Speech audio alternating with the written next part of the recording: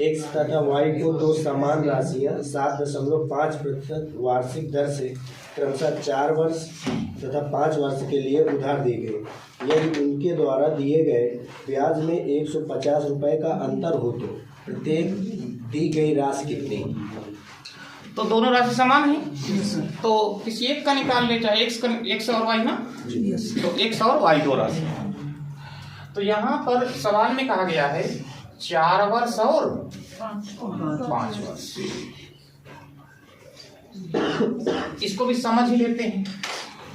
4 वर्ष और 5 वर्ष और ब्याज की दर दी गई है 7.5%। अब देखो 7.5%, अगला शब्द आप लोग बोलो वार्षिक, अर्थात एक साल में 7.5। अगर एक साल में 7.5 तो बताइएगा 4 साल में 7.5 जोड़े 4 बार कितना हो जाएगा?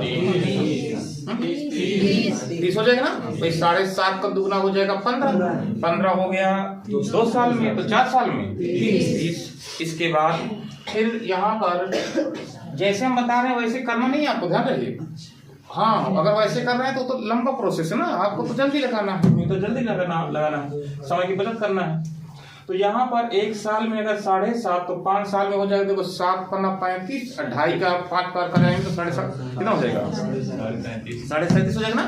तो कुल मिलाकर के हम कह सकते हैं 7.5 का 4 में गुणा कराएंगे तो ये होगा 30, और 7.5 का 5 में गुणा कराएंगे तो अब 37.5 और 30 का अंतर निकालेंगे तो 7.5 आएगा।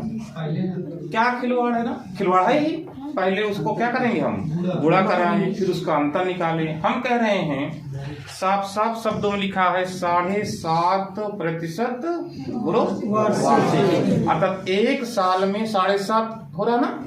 तो इसको 4 वर्ष दिया गया है, इसको 5 वर्ष। कितने साल का अंतर? जब 1 साल का अंतर है तो एक जितना अंतर होगा उतना ही ब्याज की दर का अंतर होगा। क्या दिक्कत है, क्यों हुआ?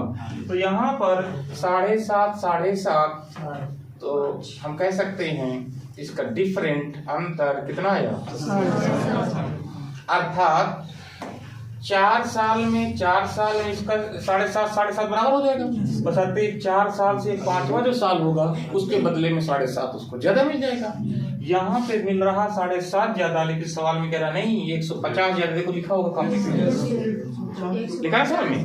यहाँ पर 150 रुपए का अंतर है। ये अंतर शब्द का इस्तेमाल कर सकता है, अधिक शब्द का इस्तेमाल कर सकता है, या फिर एक्स और वाई से क्या है कम शब्द का इस्तेमाल कर सकता है। सर पर कुछ यहाँ पर 7.5 का अंतर है, जबकि रियल में कितने का अंतर है? 150 का अंतर है। बहुत तेजी तो नहीं बोल रहे लाइब्रेरी वाले बच्चे, ठीक है? तो रोज कर बोलते हैं। चलो यहाँ पर देखेंगे एक अंक के पहले क्या है, दशमलव।